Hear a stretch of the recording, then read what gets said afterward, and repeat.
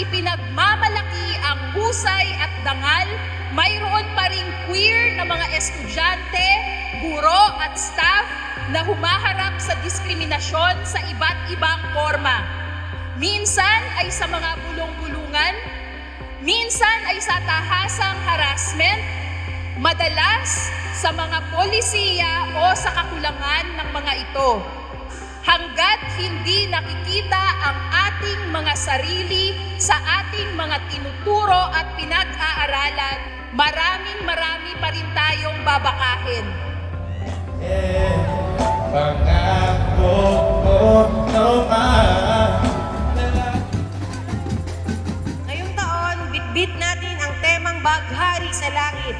Benepisyo sa lupa at totoo nga, hindi sapat na makita lang ang pride sa langit, sa mga bandera o sa social media.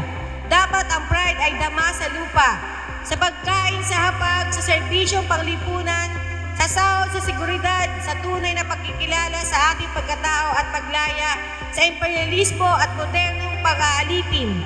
Ang pride ay protesta.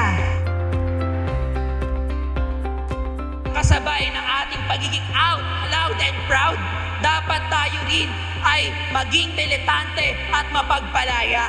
Hindi sapat na tanggapin lamang tayo ng lipunan. Ang dapat mangyari ay baguhin natin ang lipunan.